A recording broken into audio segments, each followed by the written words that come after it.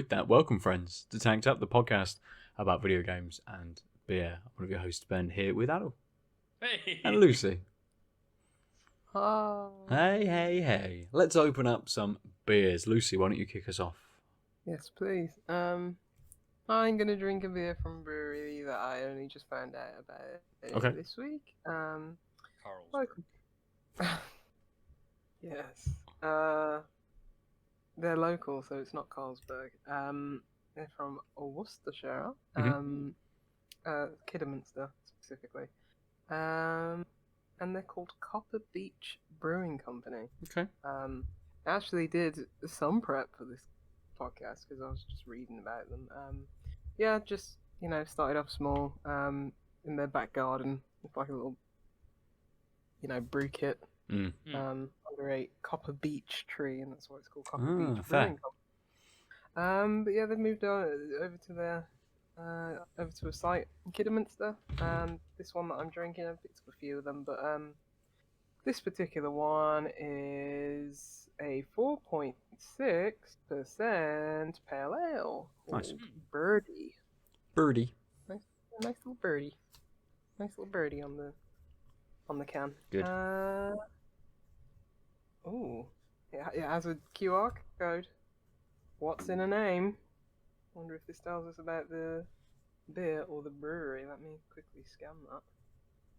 It would just take you straight to their environmental carbon neutral page, probably. That's what a lot of them do these days, isn't it? It takes you to their sustainable kind of mission page and stuff. Not far off. Oh, yeah, okay. Talks about their naming conventions, but it actually tells you about Birdie specifically. Nice, good.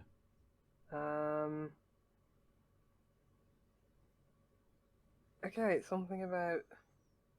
It doesn't matter. I was expecting like flavor text and stuff like that, so it's just about the name of it. So it's a pale ale. I'll tell everybody cool.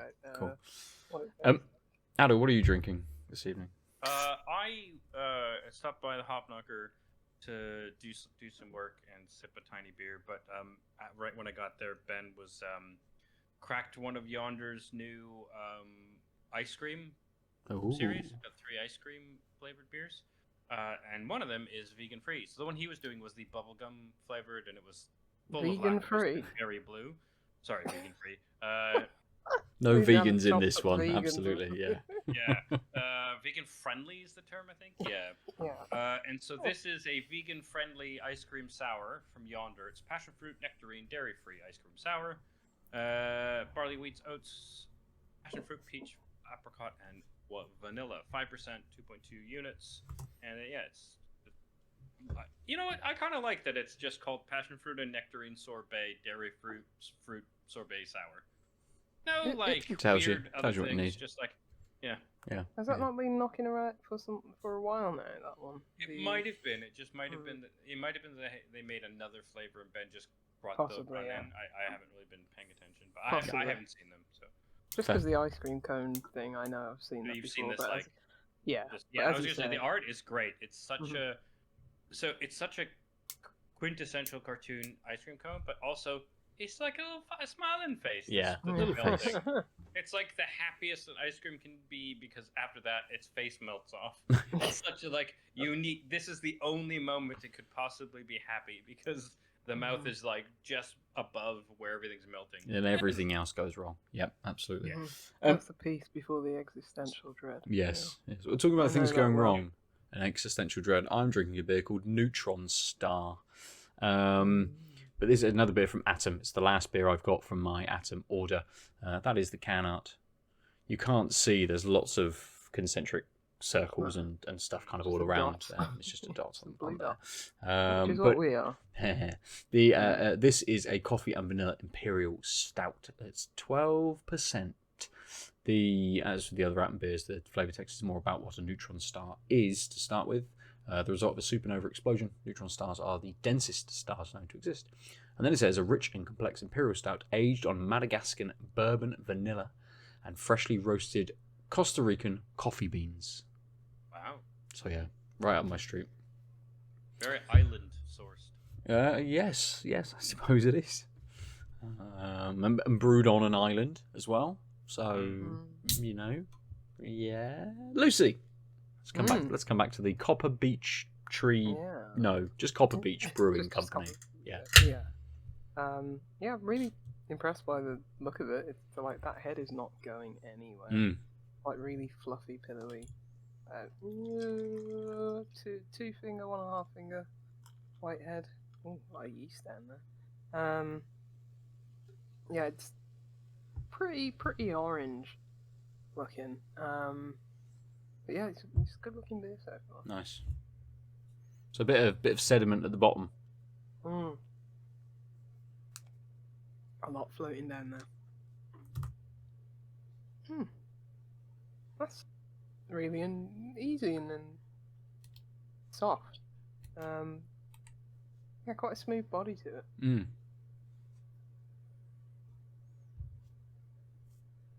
But also a nice little bit of carbonation. Just making it, not flat. Yeah. Actually tasting like a beer. It's got a decent amount of bitterness at the end, actually. Good. That's what we like. Yeah, definitely. You don't usually get that anymore. A lot of it is just like tropical fruity sweetness on the end. This actually has, I guess, light bit of fruit, but it's not the like very, what we've come accustomed to, like with pale ales and IPAs now, where it's just like, yeah, you're getting massive amounts of tropical fruit. And this is much more understated in that sense. Okay. But still has that citrusy, fruitiness on it. It's just a lot more timid and mild compared to what I'm used to. Which actually makes for a refreshing change for once, because it seems more that they've leaned into the bitterness more, which we don't usually get. Whereas I'm like, it's nice to have that balance, have that bitterness on the end, and this certainly does that.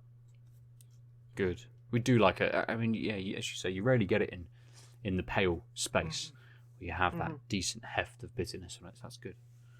Yeah, is it more of a traditional kind of brewery? Is it sort of pales and bitters and golden ales and stuff like that? I think when I was reading this, like there were like traditional beers made with like modern techniques and stuff like that. So probably have to see a bit more of their range from what I can remember, because I only think I picked up 2 beers from them. I think the other one was a Belgian wit that I picked up, nice. if I'm not mistaken. So, I mean, you could tell me this is a Belgian wit by the looks of it, Yeah. I'm still really impressed by the look of it, and the fact that head is just retaining all the way down.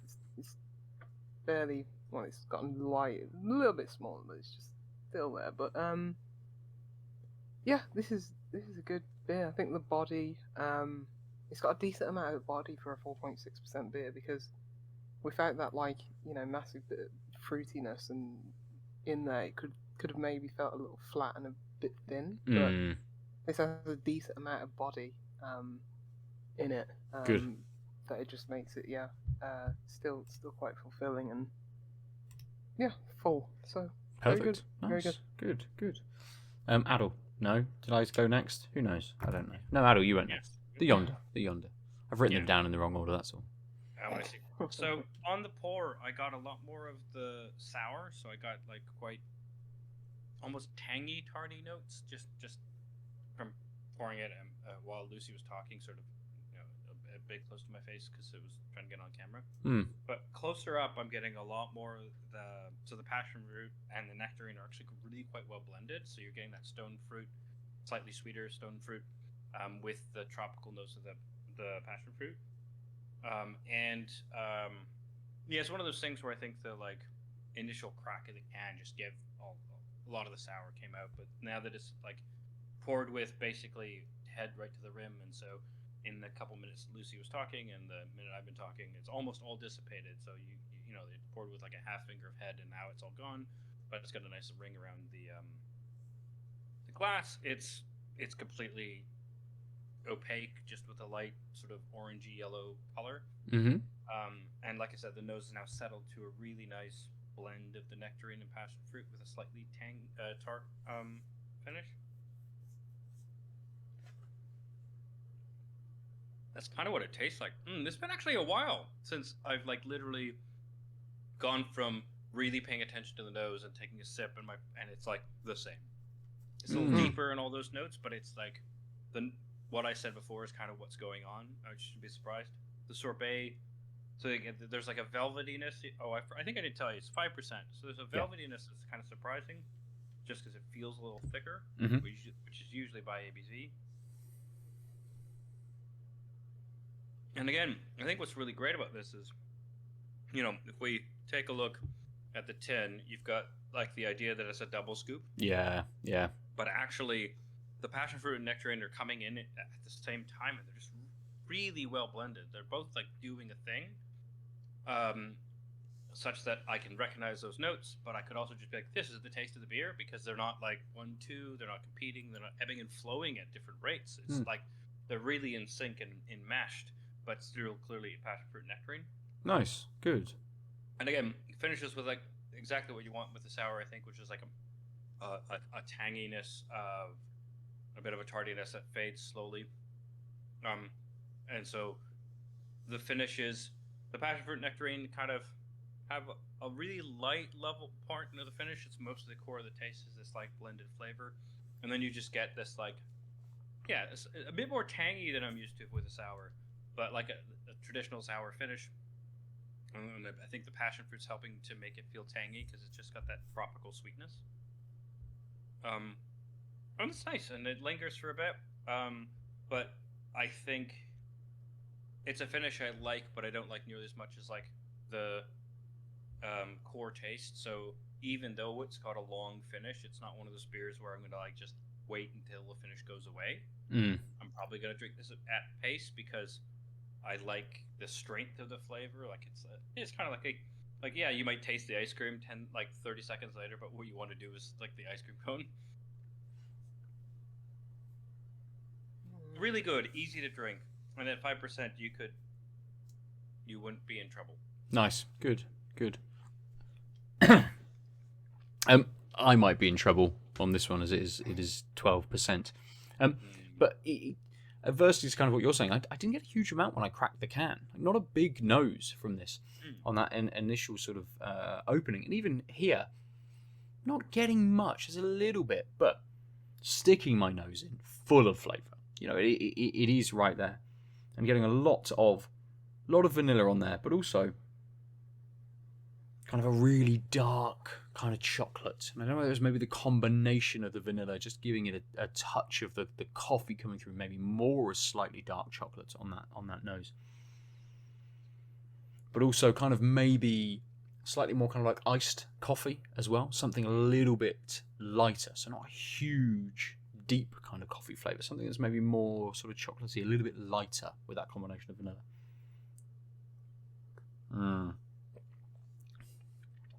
I mean, that body is lovely. It's really not thick, but it's a little viscous. It's very medium body, but that bit of slickness, that bit of viscosity to it, just makes it that little bit kind of fuller, I suppose. And the flavour is really big. So you get a bit of the roasted kind of notes first. So a bit of kind of cold coffee, I suppose.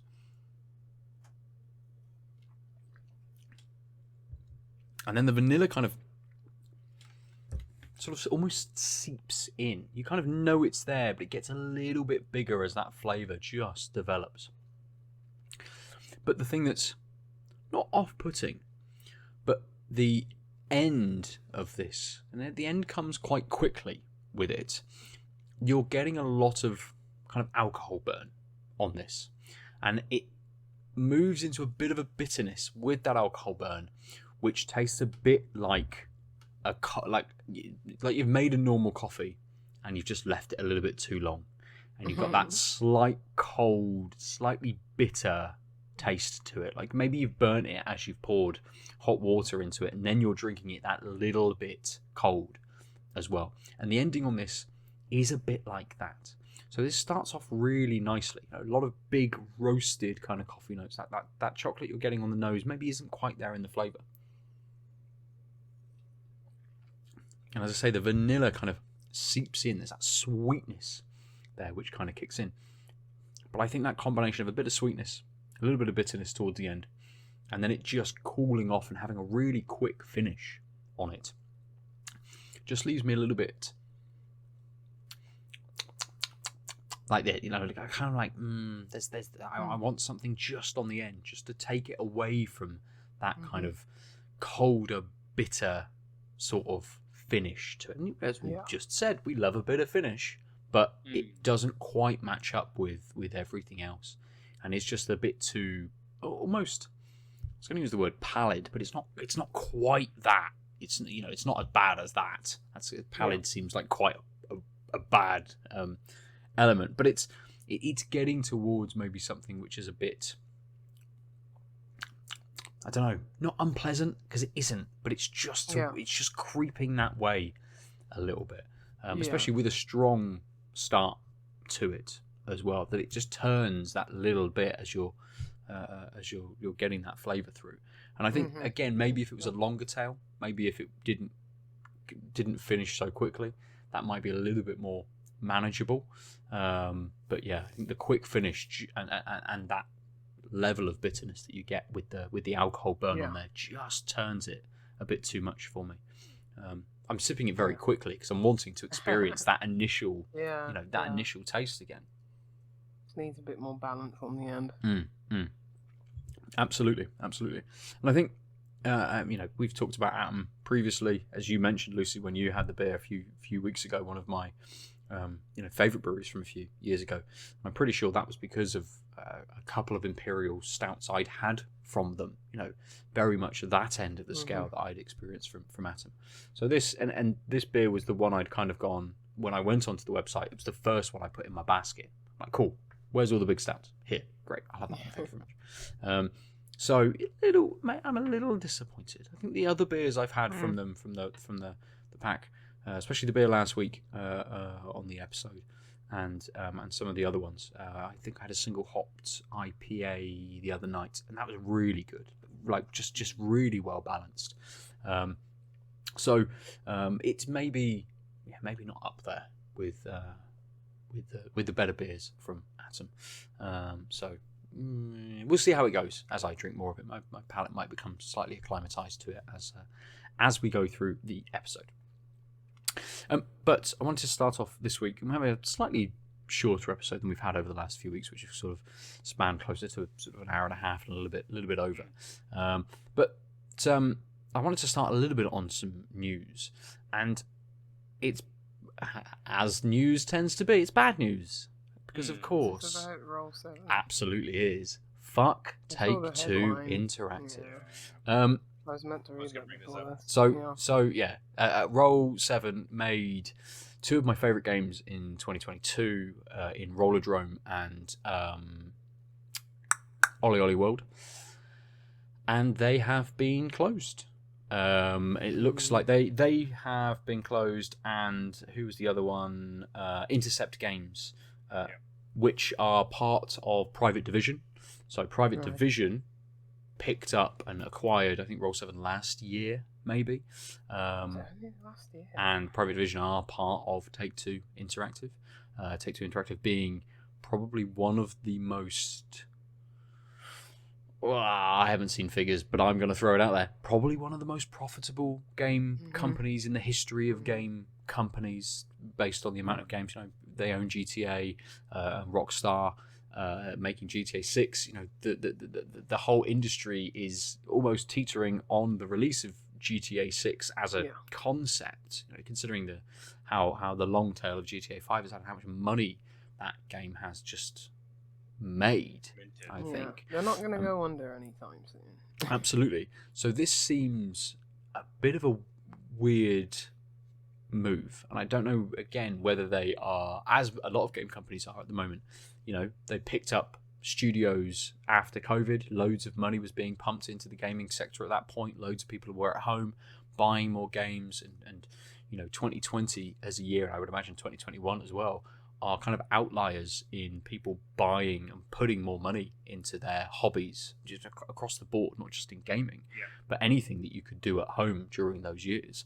And so there's this false sense, as we've talked about before, this false sense of kind of a boom in it that had a really short kind of tail on it, because things are back to normal. Things are pre-2020 kind of, kind of sales numbers and the amount of money that people are making.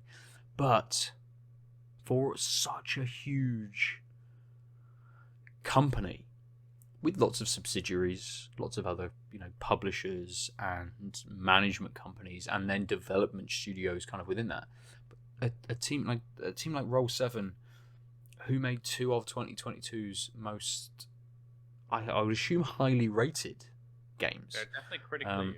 Yeah, but again, I don't know figures, I don't know numbers, I don't know sales figures and all of those kinds of things.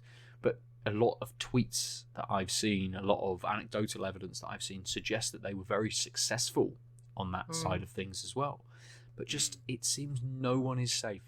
Like, this is the kind of, PlayStation restructured recently and got rid of a bunch of people. Microsoft have done it with the Blizzard acquisition, and then suddenly they're like, sorry, here we've got to get rid of a bunch of people to kind of balance our books a little bit and make ourselves a bit more sustainable. It's happening all over the place. But one of the biggest fucking companies just being like, goodbye, is nuts. Absolutely nuts. The problem is, it's not about sustainability, it's about maintaining the facade of infinite growth, right? Yeah. Which is actually a very recent phenomena in terms of like capitalism. It used to be the case even a couple decades ago, right? That people would invest in firms that like were the lead of a market, because that they would continue to be the lead, and that meant that stock held value.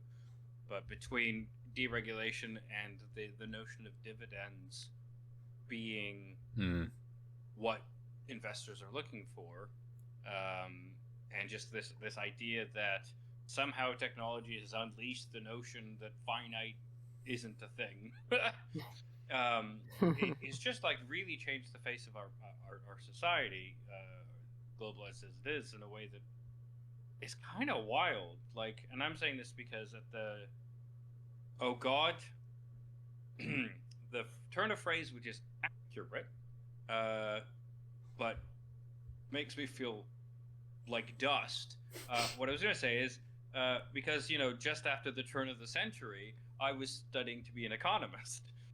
Sure. And after the turn of the century sounds like a million years ago, and it kind of was. And that's why I feel old. But, like, I learned these things before, and, like, obviously the notion of the economy and the notion of the stock market should be separated, right? But, like, I learned all this stuff kind of before, or at least I paid much more attention. And even when I worked for an investment firm for 6 odd months, it was before this notion of companies existing like they could always find more market share. Not that they could divide the market share or conquer the present market, but that even the present market itself would magically double. Yeah.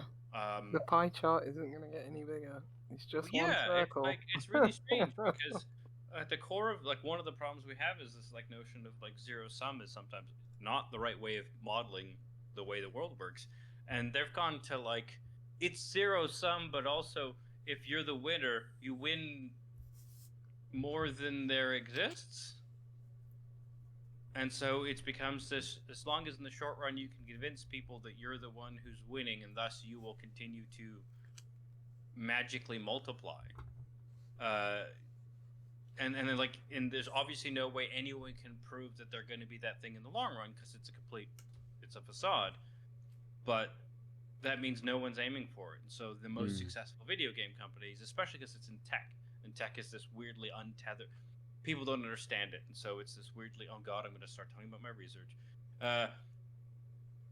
People don't get that there's materiality to technology, and the virtual world is just a bunch of physical things on physical things. Yes, yeah. Zeros and ones aren't magically in the ether. The Ethernet is just a coy term for actual physical bits on servers that then have been virtualized, so it's even harder to point to the thing. But like, it makes people think that we can just magically do things, and it's helping this untethered like thing. And so of course Take-Two, who like doesn't, in the old business models, doesn't need to fire a single fucking person, because we also plan, when we're making a bunch of money, to save some of it for the leaner years, especially if you're in a cyclical industry. Like, I'm going to do a dev cycle where I'm not making any profits because I'm not making a game for a couple years. And then I make the game, and I suddenly have a lot of profit. And it's not really profit, because some of that is I literally have assumed I will make such that I can then put into the next dev cycle. We'll have these years. Like, that's medium run planning. It's not rocket science. And it's the fact that a lot of these companies are making money hand over fist and still firing thousands of people tells you like something has gone wrong with the way people view the industry. And the problem is the people I'm talking about are the people who literally make the decisions that run the industry. Yeah. Clearly the people who know the least. It's always the way. Higher up you go, the less you know. Yeah, the C-suite has a silent UNT. Just like my company. Absolutely. People keep asking me questions. I'm like, I don't know. Ask these what do people. we look like? A worker? No, I'm a near the top. It just, I suppose, as a every company seems to be doing it at the moment, and okay, maybe some bad business decisions. To each other, right? Yeah, absolutely. And the term again that Take-Two used, which all of these other companies have used as well, is streamline. We have to streamline our business. It's like, well, what the fuck does that mean? You just mean you're getting rid of some people. You have to. You want to. You want to reduce your overheads by X%, and that means people, essentially. And that will be a proportion of your workforce, kind of thing. Yeah. Streamlining never hits those top executives and their bonuses. No, absolutely. Yeah, funny that. Yeah, and this is the number of people's salaries to bonus. Yeah. What drives me nuts is that, like, if you measure the C-suite's regular salary to average worker, you're gonna get a lot of workers, and then these bonuses just make it like, what is going on? Yeah. Anyway, I did mean to kind of go in a bit of an anti-capitalist structural rant. Well, I mean, this is the whole. Yeah, absolutely. I'm in that vibe. I'm in that mood right now. Completely.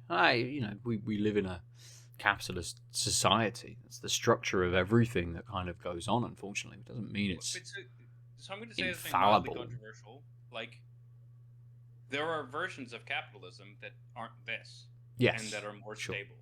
And we had a taste of them a few decades ago. That's kind of why I said what it's like. In the past couple of decades, things have shifted to make it not in any way medium or long run viable. But also, I think there's this notion of like inevitability of this form of capitalism, and so much of it is based on not only like the stock market being the ideal clearinghouse of perfect markets, which it's not, and perfect markets don't exist, but also this idea that like, well, we couldn't do otherwise, or like life is like, it's like this notion of humans as perfect beings. It's like, no, we've evolved and to be in this environment, and we could have evolved with different adaptations to be in the same environment and still been the dominant species. The same way, even if I accept that capitalism is like the way and not any version of socialism, there's flavors that still fit the structure of how we've made our world that aren't this insane. No, like cats don't have to pay for internet. Why can't we just be cats? They just get it for free. The problem is the cats always eat the mice, so you can't rely on them on the computer. But it is the insanity of the system, right? Because again, Intercept Games, who have made Kerbal Space Program 2, which is in early access, were making it, absolutely, which is in early access. Now, right? Which no, it's not. It's not. Take-Two has said we will continue updating this game. So has the game they've just transferred the development to another in-house company, or but that's potentially even worse, they'll probably feel really shit. Suddenly they're like, "You're now making this game." They're like, well, why? Why did you get rid of all these people? Now we've got to make it anyway.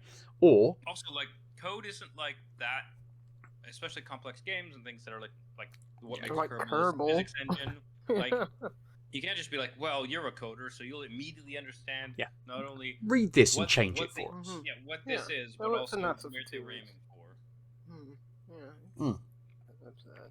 But it's people aren't cogs that are interchangeable. But it's whether then we go more to and I've said this before about certain things, and we have seen it with a bit of the DEI kind of stupid fucking controversy, but going out to other companies, subcontracting out to other companies for bits that you can't do, and whether that is taking Kerbal Space Program to another company who are just one of those kind of floating entities who basically just contract work on various bits, doing ports or doing updates and those kinds of things. But it's the idea that, again, everything through the system that we have is passed down constantly. So the company that you use will charge VAT to the main company. The main company then have to charge VAT on top of the VAT to the next person. That person then has to charge their VAT on top of the VAT on top of the VAT on top of the VAT. So you're getting taxed like so many times through something like this process. Especially when it comes to the end user, it's an insane system that actually you go, oh cool, this game's 20 quid, but that's got like the 20% VAT, or I don't know what it is on digital goods at the moment, but that's got 20% VAT within it. Cool. So you take 4 quid off. Perfect. That's the game is £16. That £16 has got VAT built into it from any subcontracting company that they have had come in as well, plus any subcontracting company that they have had come in as well. So there's potential you've got 4 or 5 layers of VAT on the top of this, that actually the company only makes £5.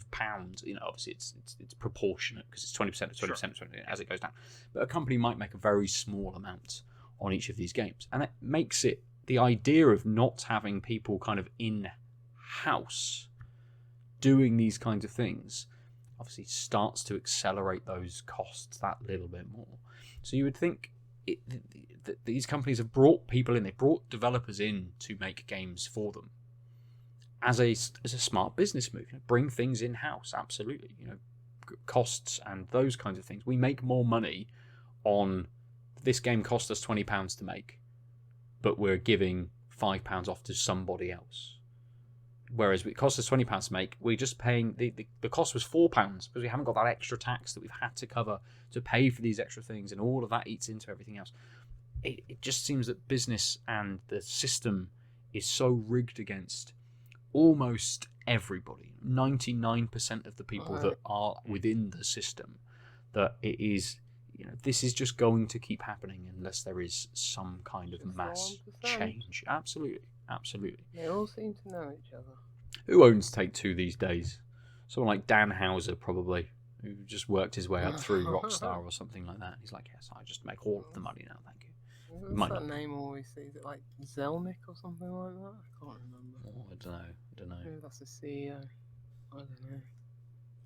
One of those other mouthpieces that they shove in front of investors and shovel their crap in everybody's face. Well, and again, the idea that you'll have shareholders, investors, and all of those kinds of things, and you have to make money for them because you're a publicly traded company. And the whole idea that being a publicly traded company is that you have to make profit every year, and you have to increase that profit every year as well. An easy way to increase profit is to just get rid of a bunch of people who haven't got a product on the market at the moment, like Roll7, a couple of products released at the moment. They are you're plunging money into them. Suddenly you don't have to do that anymore because you've just got rid of all of them. I'd like to think if I worked my way up into like one of those roles, that I'd just make money for myself and then just start killing like every other top brass person, like Robin Hood in it, That's what I feel that I'd like to do. Reread that tale. I don't think it was gave to the poor. Become one of the rich and kill the rest of them. It would steal from the rich. That's my interpretation. That's my interpretation. Well, I I suppose not by saying- robbing the rich, I he am did not become saying rich. The plan isn't bad. I'm saying I just don't think it maps to Robin Hood. Minor Okay. point. Yeah. Don't let Yeah. that sully your my dream. projected angles.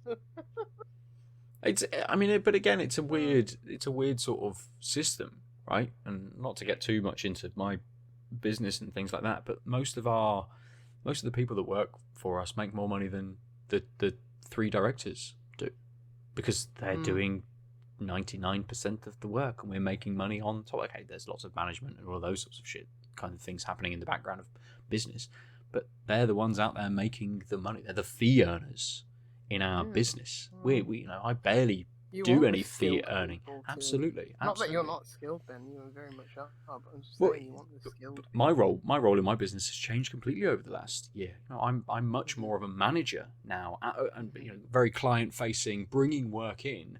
But I manage teams now. I don't do very much drawing work at all.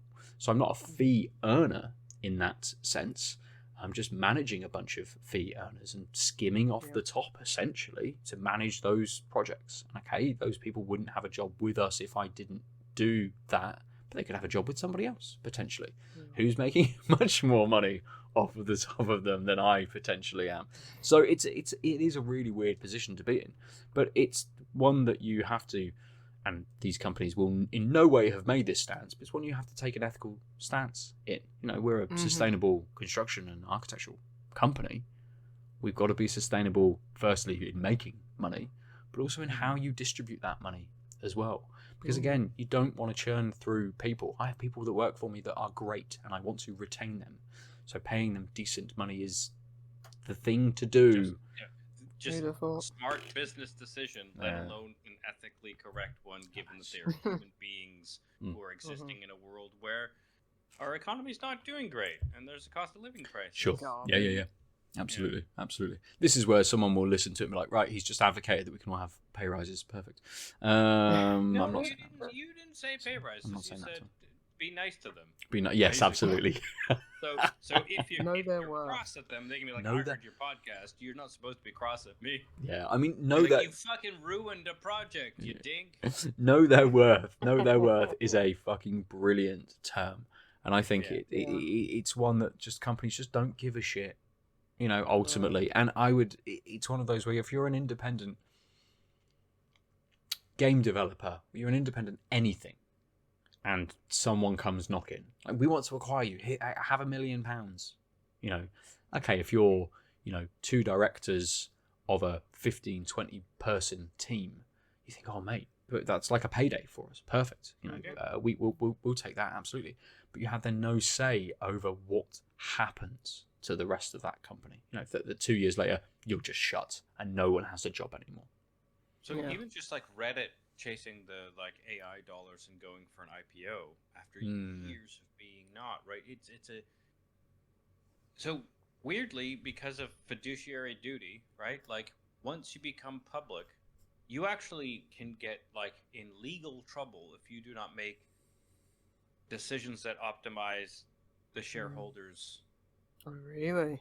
Yeah, so fiduciary duty means that you are acting in so the shareholders are the people that you represent and you're supposed to act towards. And so it's a reasonable thing in the sense of if someone's investing in your company and you're making decisions that benefit you and aren't what they invested towards, that's a roughshod notion of what it is. The problem is that's been corrupted in late stage capitalism to be we better give them dividends because otherwise we want more shareholders and want to keep them happy. But the problem is, even in the old version of the system, just by the nature of the duty, right? You can't decide to make the super artsy game that won't sell as well. Like literally, by becoming public, you've agreed that you have to follow what the shareholders want, right? Or what's in their best interest. And if the shareholders are investing in you because they think you will make a profitable thing, then if there's evidence that you made a decision, like a fundamental decision to make a game that you had, just really simple. Like we can make this game, here's the core idea. There's one way which is like pretty standard and probably will sell millions of copies and has microtransactions, but has the same core idea. Or we could just do this really wild thing and to be really fruitful for all of us, and it'd be really neat and might be like a noteworthy thing in video game history, but might just not be and might not sell well at all. You're not allowed choosing the right path. You, by becoming a public company, you have blocked yourself from doing the more insane things.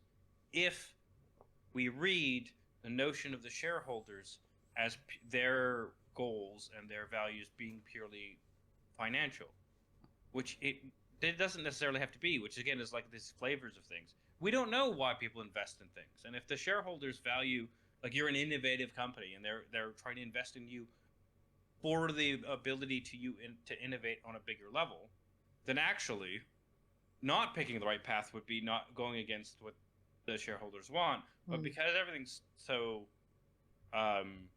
abstracted away, there's no way you can tell why someone's investing in you. And the like base notion we just assume is people buy stocks as they think stock will go up.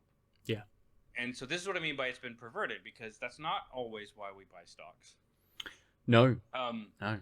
We don't know, or that's not always why people might invest in something. And now the stock market, which is what people think of as a way of making money, if that's the primary reason for the stock market, then under that lens, anytime someone buys a stock, it's because they think and trust that company will make more money. Then, if I'm a public company, I think my fiduciary duty is to pick the left path. And I don't want to get sued, but also I think that's what I'm supposed to do. But that's why you see a lot of these like small companies when they go public or get acquired, there's like a year and a half of things being the same and seeming great, but then all that greatness like gets shuttered because it's not just like C-suite people saying, let's be bland and having no artistic integrity. It's like literally they've done the maths and it'll probably sell well if it's blander. And they're legally obliged to, if we read fiduciary duty as purely profit motivated, they're legally obliged to make the bland thing.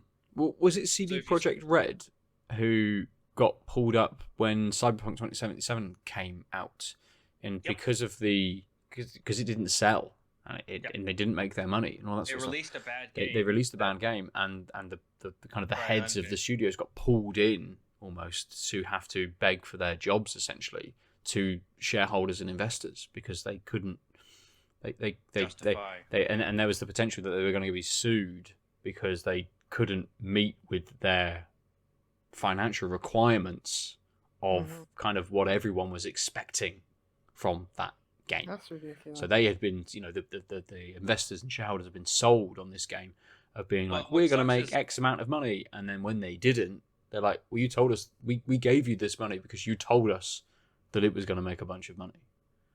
And it's like it's again a weird relationship. Yeah, but that's even then it's a weird relationship, right? There's got to be a way of taking the money, taking the payday, and messing everything up. Just run away in a sly way, where it doesn't. CD Projekt Red.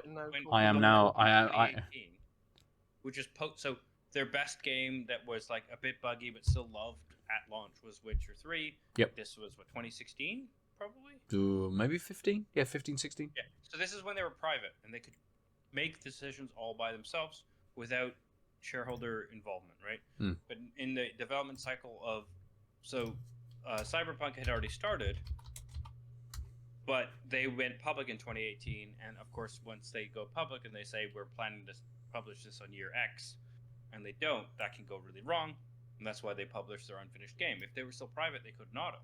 So the CEO of Larian Studios, who made Baldur's Gate 3, he has said he has no one in the company wants to go public because they've figured, they've seen this. They understand the long-term harm that being a public company is. While I think in a sense, especially with VCs and investment, here you're a tech firm, I'll just give you a bunch of money and then hopefully you'll somehow mint money, right? These capital our society views a company like being bought out or encouraged to go public as winning. But actually, even things like Facebook, right? If Facebook didn't ever go public, it probably would have been a thing with a chronological timeline of the people you fucking know. You know, the thing that you wanted to do and you got addicted to. Right? Sure. But they've just had a big hit, haven't they? Meta, as such, have just had a huge hit to their market price and that sort of stuff. And it's the insanity of how the markets actually work, in that one person can say one thing, like Elon Musk can say one thing, and suddenly all of the Tesla stocks just drop because he said something fucking silly. And that happened a couple of times, and then people are like, oh no, he's going to continue doing silly things. Yeah. Let's not just bet the entire company on him. All of the cardboard stainless steel trucks. But do you guys know about the recall of the Cybertruck? Do you know why it was recalled? Do you know? A little bit. Okay, so one, I'm gonna look this up because I can't remember how many. What was great about the recall is this was supposed to be the big return of Tesla. This is like one of the landmark things, and it was less. It was under 4,000 vehicles were recalled, but also it was a recall that affected all Cybertrucks, which lets you know that they didn't even sell 4,000 trucks. The problem is that there was someone used the wrong type of like lubricant, or like might have been a lubricant. It might have been like WD-40, like welding something, right? But like they used the wrong spray the whole thing, wrong of a type, which means that there's a real danger that the throttle, like when you push the pedal, it will go all the way and stay all the way. So this recall is every single Cybertruck potentially will just be like rocket mode death trap. But also in because they have to, it's so dangerous, they have to say, all of y'all, and one of the lovely things of regulations is they had to say, and it affects this many vehicles, which was under 4,000. So it's like, oh, you sold none of these things. They're like not bulletproof or whatever. There are all these things, like all the stupid memes of people like, these are garbage, they're ugly, whatever. But also, they literally will kill you. But luckily, only less than 4,000 idiots bought them. And it was like, oh yeah, Tesla's fucked. Like it's a weird prospect, right? The idea of and I suppose the amalgam back to games is that it's a product. Right? It's a product that you put out into the market. We've just had, or last week, I had an email from a company called Yoto. They make a small device that we've got. We bought one for Evelyn, and you basically put a card in the top and it reads you an audiobook. And they have, I got an email from them basically saying, in the US we have had basically some of them have melted, like 10 of them have melted because the USB cable we've provided to charge them with has been faulty. So in the US they had to recall everything. Whereas here, they basically said, don't use the cable, we'll send you a new cable. We've basically made sure that this cable is the way that it charges. Everything was charging too fast, basically. Everything is fast charge now, but this was charging too fast, and it was melting the boxes. Have a new cable which doesn't do that. And great, okay, yep, I put my serial number in, I asked for a new cable, it turned up today. Perfect, we can charge it back up. Great. But in the US, they had to recall it, and they're like, we have sold X amount, and now please can you send them all back? Like, that's a huge fucking cost to a company. And even then, they were like, for your inconvenience, have £15 of credit towards the shop, kind of thing as well. So it's not just the cost of that; it's that kind of, they're trying to make good on that sort of. Absolutely. Yeah, but Which one's more dangerous though, Ben? That or the trucks? Definitely the trucks. Absolutely Yeah. the trucks. You know, if her Well, Yoto suddenly melts, my house isn't going to catch on fire, and everyone's, you know, That's there's what an I actual, you know, harm to life. trucks. Yeah, The trucks that just go you're not gonna full like pelt. try and pop down to the shops and accidentally murder an entire family because Absolutely. There's not a Yeah. million. There's not a million Forward. boxes around the world that might suddenly set your house on fire. Yeah. But there are about 3,600 vehicles out there which may just death machine. fucking luckily, destroy a bunch some of them people. broke down for other reasons, according to all the like report. Like, I like mildly been paying attention, like my social media because I've like poked at these things. Mm. I get a bunch of these Cybertruck stories, but like, you know, where it's like, this thing failed. One guy, like, the door didn't quite open anymore, so it was like sealed in. Just- and, like, oh. shit like that. Sealed into the death car. Not he couldn't. Not he like, couldn't and get this is in. the thing, He's just if stuck you think inside. of the confluence of these like fuck ups, because there's these like there's obviously no quality control like in the fact that they're not churning out a consistent product, Mate, right? it's like you put the throttle down and you're like, oh my god, we're not going to stop. They're like, jump out. Need to bail out. Oh, I can't. Yeah.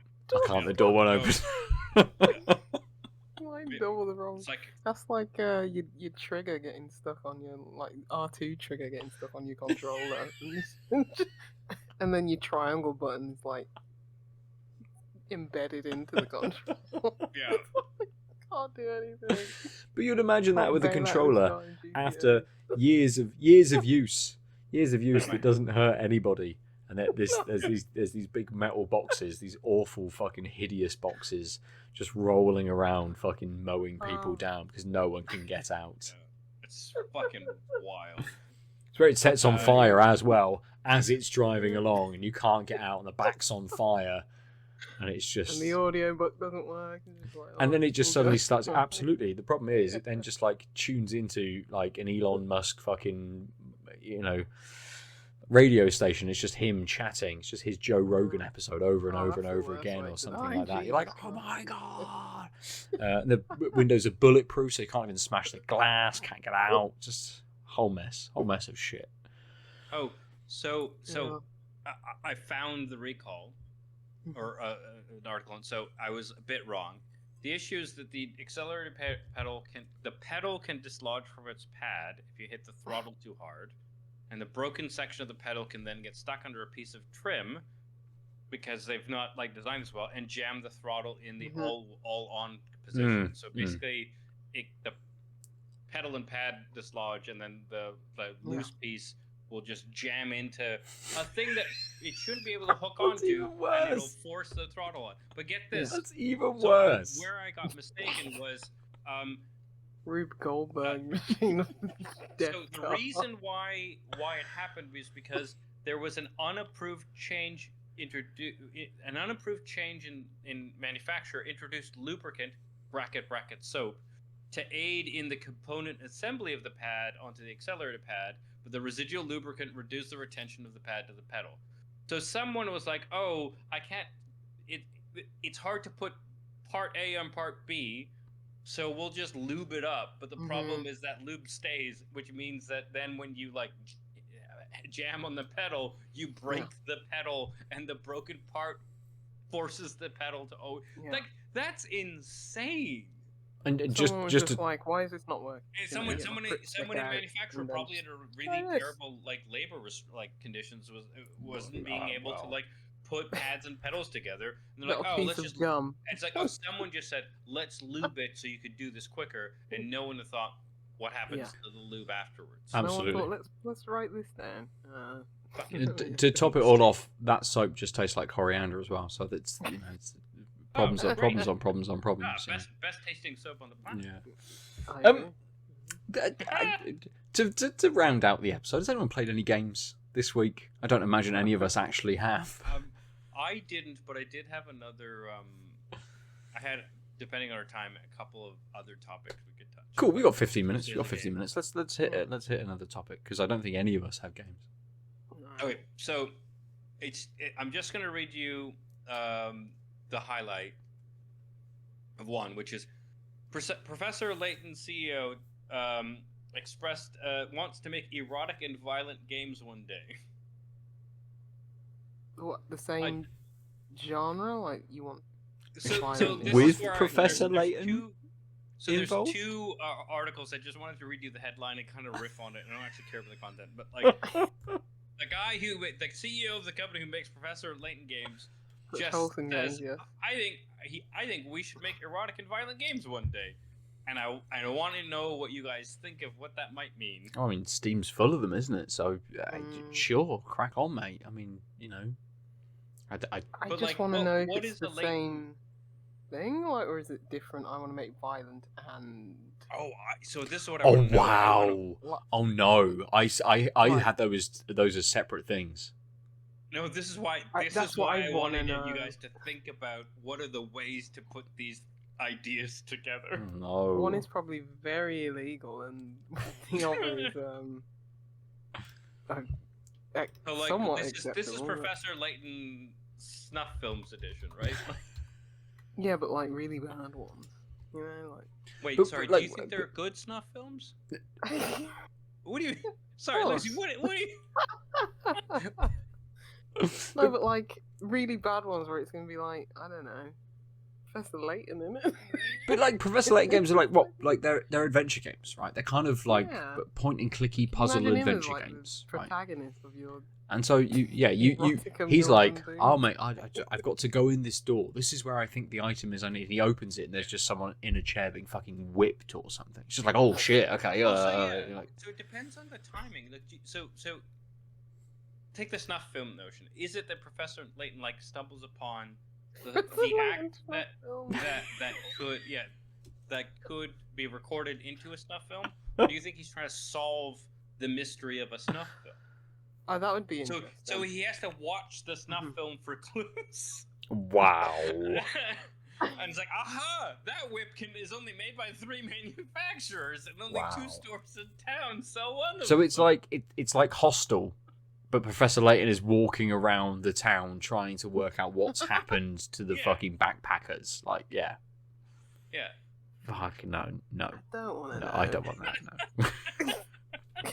Sorry, this is why I wanted to like explore this space without like bothering about what the context of the but again, I mean, like if the CEO of that studio wants to make his own game and just go off and be like, cool, I've made a sexual game, fine. I've gone off and I've made a violent game, fine. Make those games, put them on Steam. Don't combine those things, and don't combine those things with your existing properties either. I don't think that's ever We're not going to so that was the Layton's name. Yeah, that was the first weird headline. The other one is that Universal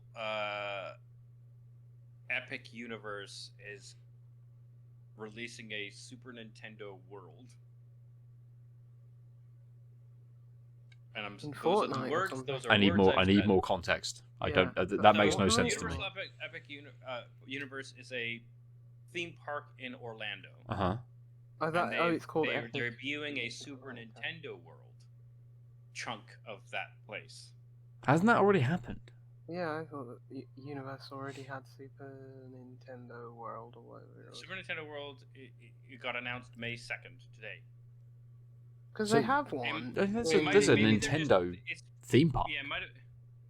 Yeah, where is that? Is that in like? I don't know.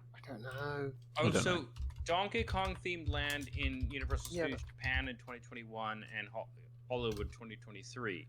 That was just Donkey Kong themed. Yeah. This is Super Nintendo themed. So there's Super Nintendo World in Japan. Is there? Yes. I assume maybe this is like we're bringing it to the States kind of thing potentially. Oh, it's already in the States. I thought they had one in Japan and one in the States. I mean, they might. So I think that maybe it's that they had the Donkey Kong, but not the whole Super Nintendo. Yep. So as part of that, is Donkey Kong Country. Yeah. Yeah. What I want, America, it's Donkey Kong Country. What I wanted to ask you guys is like if you could pick an IP or kind of more interestingly a platform, because this is super like Nintendo. This isn't Super Mario. But like, what platform would you want a theme park to be designed around? That's why I wanted to bring this up. For me, it's Super Nintendo Charmers, and it's just all Simpsons themed around the entire place. I mean, you could say Super Nintendo, but then tell me like we could talk about which parts. Like obviously, No, this is. I'd want it to be Nintendo like. IP, I'd want it but to I'm be. thinking just platform, right? Like, Yeah, absolutely. I'd want it to be the most awkward one possible. So the aesthetic around everywhere is just fucking absolutely. It's like so the Atari, Ben, and it's just fucking shit. So Ben, my immediate thought was similar, and I came up with Virtua Boy, where the entire park was in red tones. No. Like they just built only red, and so the people who are visiting are wearing whatever the fuck colors, so it's this weird dissonance, right? Because you're not wearing Virtua Boy goggles, you're going to a theme park. Everything just looks like you're in Virtua Boy, but like Steve Dave and his 17 kids are wearing all kinds of clothes, right? So the park just doesn't work. You don't feel embedded in Virtua Boy, you feel like you're having a stroke. Oh mate, absolutely, just like the Game Boy, and it's all in that weird fucking sepia green sort of tone. You're walking around, it's like, but the sky's blue. Why is the sky blue? No, or you're in a put dome. Over it you're with in a filter. I think I'd do it like big green filter dome. I think I'd do it like early, like Xbox and like OG Xbox 360. Yeah, like that, where everything's just very muscly and brown and green and everything. Just Marcus Phoenix, 12 Marcus Phoenix is just fucking stomping it round. And it's just guns everywhere. Just that. And there's like they've got actors just doing like bits, and it's a bunch of the Covenant just fighting, you know, all of the fucking people from the Marcus Phoenix fucking game, you know, Gears of War. And it's like, this doesn't happen in the game. Wow, you know, that merging of those kinds of things. Yeah. You like walk up to a counter and then the floor drops by 3 feet because you've entered cover. So you look above. Until you push a button to leave cover. And just Master Chief just looks over the counter like, what the fuck do you want? What are you doing here? Yeah. Like, how do you get in line in the queue for like a ride? You're carrying a little like gun and you have to shoot a target. Everything is about random shooting. Yeah, just sample all the guns. There is a Super Nintendo World in Universal Studios in Hollywood. Yeah. So that's the one that was built. That was a year ago. That was built. But was that the announcement of it, or was that the No. Come celebrate. So I'm having a look at Universal Studios Hollywood. Come celebrate the 1 year anniversary of Super Nintendo World and level up your play today. Oh, weird. So yeah, it's a. Maybe it's going somewhere else potentially. Well, so that was in Hollywood. This is in Orlando, but I guess this this must have just been a poorly written article that it was Super Nintendo World now expanding to Orlando versus being new to the States. Yeah. So having a look at something saying new Orlando theme park opening in 2025, a Super Nintendo one. So yeah, they're just expanding, I guess, as Universal kind of does, right? They have their parks and they bring different things kind of all around them, I suppose. So then that's easy to replicate across the parks, across the country, I guess. But yeah, it's when we get a really random, you know, Super Nintendo World like Dundee or something. And everyone's got to go to like the fucking outer reaches of Scotland to fucking go and hang out with Mario, and he's got a weird accent instead. Like, and it's like that, and it's exactly the same as that fucking Glasgow Willy Wonka fucking experience that everyone had like several months ago. And it's just this really fucking weird compressed Mario. Oh yes, they should just make an actual Mario world based on the original movie. That would be better. Yeah. Dennis Hopper just walking around shouting at people like. All these weird little headed Goombas just stood there in their big fucking things, just all lining up around the side. Oh was a Fire Festival version of like Super Nintendo. Absolutely. Yeah, Can't leave. The Goombas won't let you leave. Like, literally just make a wall around the space.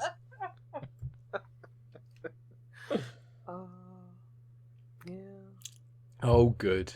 Oh, good. I'm glad we had like headline roundup. That's it's good. Yeah, I just sometimes the headlines are more like what being dumb about dumb, poorly worded headlines is sometimes more fun than. Where was the Nintendo headline from? What was the outlet that ran? Dude. One sec. It was from. So there was a YouTube video called "Introducing Super Nintendo World at Universal Epic Universe," and the first look was AnimationMagazine.net. It was linked in one of like a gaming group somewhere. Right. Okay. So yeah, like I said, maybe they just AI generated headline be an AI generated headline. Like, yeah. Not in my RSS feed. No. Oh man, I admit, if Google Reader still existed, I would be so much more on top of all kinds of things. No RSS reader has been as good as it because it was simple and had sharing, but it wasn't like about making Newsify a network. Is what I use, and it's pretty good. Newsify.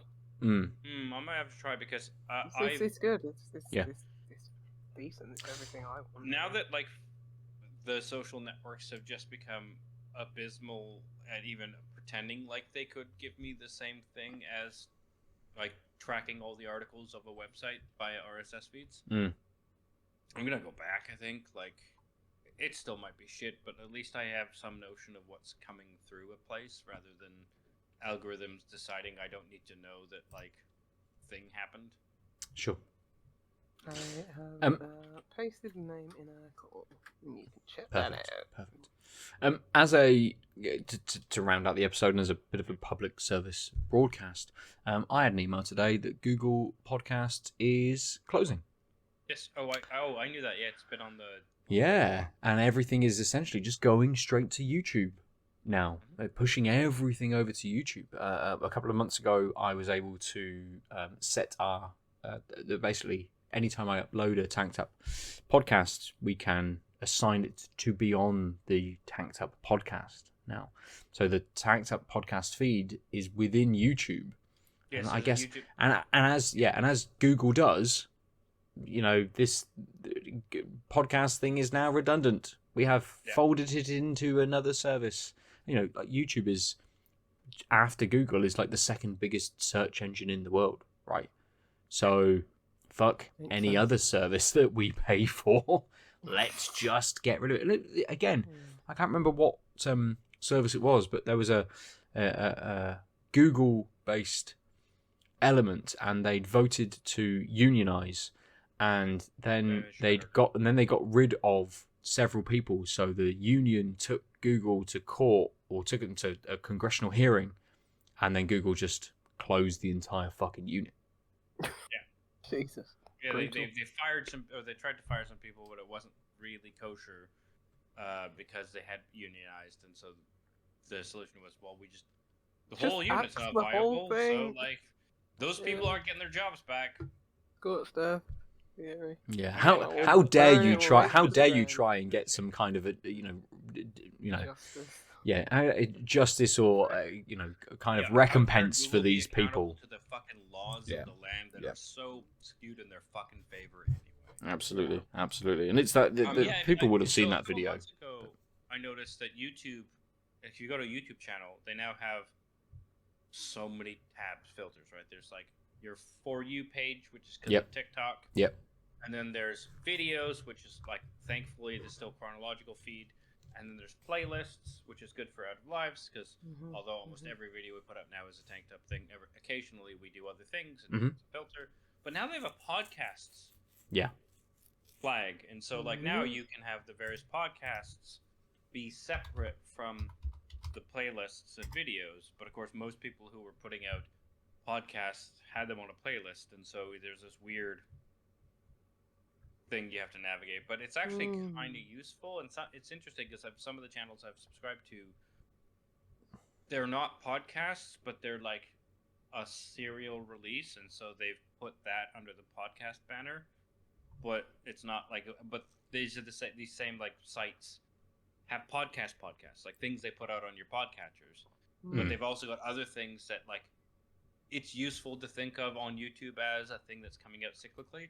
So those are in the website as podcasts, but like a bunch of those aren't going to show up on their podcast feeds, if that makes sense. So it's this really interesting interplay of why YouTube just like making a new column.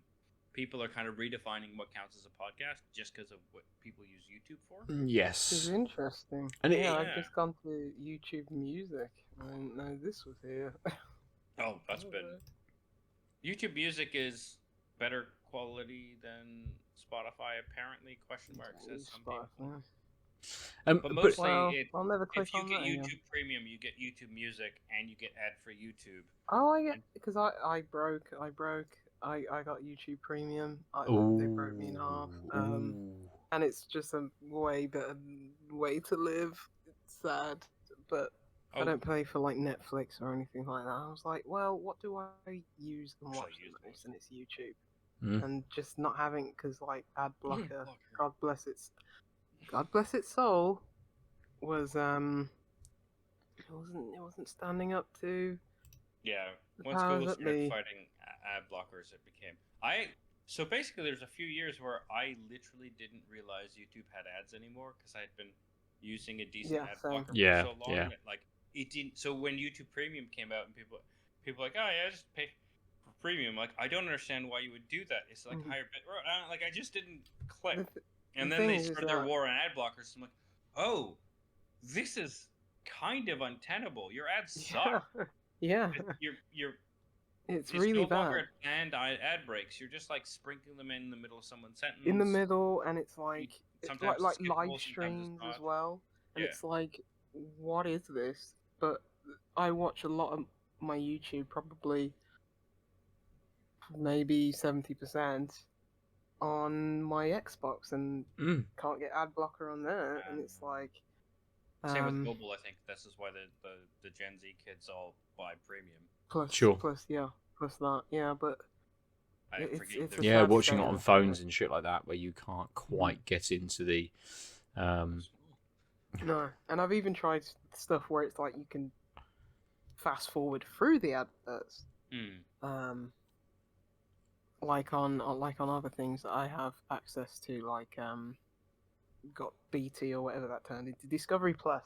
Yes. To watch the football, and it's like, oh, you watch that on your computer, and the ads pop up within that, and it's like ad blocker doesn't work on that. So I downloaded, what's the name of it? A better ad blocker.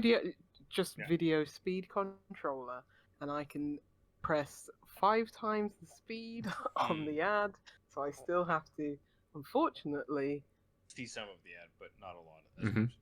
Yes, because you see 20% of the ad. Well, I haven't really known how fast it goes. Maybe it goes to like 8 times speed. It's just that by the time of the 5 times speed goes, it's like, oh, the program's starting again. Let me slow this down. But it sucks. Ads suck. I don't buy any of the crap. If ads worked on me in particular, I should be exempt. Just me. They seldom work on me because I don't buy the crap that because I don't get the targeted ads. But I'm sure if they were targeted, I would buy. It's an interesting kind of place, because just going on podcasts on YouTube, live now, there's currently 27,000 people watching lo-fi hip hop radio. Oh yeah. 10,000 people watching live Trump on trial from something called Midas Touch. Isn't quite Midas Touch, is it? You twat. Almost 4,000 people watching various podcasts. There's a lot of people on YouTube watching live shows at the moment. And whether that's being delivered on their phones and you have control on the ads, at least with Twitch you have a little bit of control kind of on ads and those sorts of things. I don't know. Once you're a Twitch person, I think because you need to serve certain ads per hour, people just basically, it was just easier once they made it so that it would automatically run ads to just like let it happen. And the problem with that is it won't push it views in a viewer. So like if you say don't, like, only push an ad every 20 minutes or whatever, it views, because the technology has the granularity, it views each viewer as what's their 20-minute window. Mm-hmm. The problem is, so if you don't concertedly push ads every 20 minutes to try and like head that off at the pass, it means it'll like randomly serve. Ben started watching me at 5 minutes in, so 25 minutes in it'll serve him an ad. But Lucy was there 2 minutes before the broadcast had started, but I like had a splash screen because that's how most people do. So she's getting that ad 2 minutes before or 7 minutes before Ben, and I like started watching just when the broadcast started. So now the three of us are losing 3 different minutes. Yeah. And it's like I can't even just look at what the video is and sample what I'm watching before I have to watch the fact a 2-minute ad. I just like no, I just won't see the content. I don't use Twitch at all now. No, I don't either at all. Yeah. Interesting. Maybe a bigger discussion on these kinds of places. But let's finish there for this week. And does anyone want to mention their beer at all, or say anything additional about it? It was the same all the way through in a really good way. Consistency and exactly the type of beer I want. Nice. Same. Consistent. Head went all the way down to the end. Just really good. Just really satiating despite it only being 4.6%. And I'll try and save Belgian wit till next week. Nice. And, yeah. Cool. For me, this Atom, the Neutron Star, it did mellow a little bit. So that bit of alcohol burn that I was getting did start to drop the more I drank the beer. So it's difficult. I had a couple of beers before with dinner as well. So suddenly a 12% beer is just like, what happened an hour ago? I don't fucking know. How can I remember a beer? How can I remember how it tasted an hour ago? But I think that it's mellowed very slightly. And that alcohol burn has gone a little bit. And the vanilla just stays a touch longer as well. So that the vanilla kind of gives it or runs through the beer. At least kind of after maybe the first third or something like that. The vanilla runs through that a little bit more. So that alcohol burn doesn't quite hit the bitterness the same way at the end of that. And it being that touch sweeter as well, with the vanilla running all the way through, it's edging on like Captain Morgan's with with a little bit of kind of like Diet Coke or something in there. So it's got that sweetness to it. That vanilla is quite a big element of that flavour now. And the bitterness has dropped very slightly. So that cold, bitter, burnt coffee I was getting at the end has mellowed and has sweetened very slightly. So the end of this beer isn't quite as bad as it was for the first kind of, for that initial sort of taste. So it's got better. And I would think that as a 12% kind of Imperial, it's one of those beers, if you're sharing it with someone, you're going to drink it within like 20 minutes and you'll probably only experience that initial flavor profile. Your palate won't have enough time to acclimatize and deal with the flavors that are going on. Whereas if you have canned by yourself, absolutely towards the end, you're going to start to get that much nicer and much more blended flavor to it. And I drank this. It was not straight out of the fridge, but it had been out for maybe 20 minutes or something like that before I drank it. So it's maybe 8 degrees or something like that. So a little warmer, but it's probably better, slightly warmer than that as well. Maybe more towards that 10 or 12 degrees. That's maybe the temperature you want to be drinking this beer at as well. So yes, that's the beers. That's no games, actually. That's all of the news that we want to talk about this week. If you want to talk to us, we are at Tanked Up Cast on the socials. We are on YouTube, as we've talked about, and the podcast goes up every time, every episode for like episodes that we're all together, episodes that are coming up where Aadil has an impromptu hangout with Ben from the Hop Locker, the times that we are potentially going to get sort of more guests on and things like that as well. You can go to outerlives.net as well, to see our faces, because it pulls from those YouTube videos, to see our faces and the beers that we have been drinking, or go to a podcast service of choice, which is no longer Google Podcasts, but is maybe something else instead, depending on the platform that you use. It seems to be getting, again, like the gaming sphere, slightly more consolidated into one or two. I mean, podcasts have always been dominated by iTunes, right? No one uses iTunes anymore, and it's either Spotify or it's now probably YouTube, or maybe an outlier, Podbean, something else that people might still use from 15 years ago, that still, by some hope and prayer, exists in its own space. You can get us individually on the socials. I'm Matt Nova _47. Lucy is Juicy Loose 9. And Aadil is At the Omniarch. and that's everything for us this week. Thank you very much for joining us. We've been Tanked Up, and we will see you next week. Goodbye. Down with capitalism. And homework. Yeah, no homework means less marking. I'm on board. Yeah. Bye. www.outoflives.net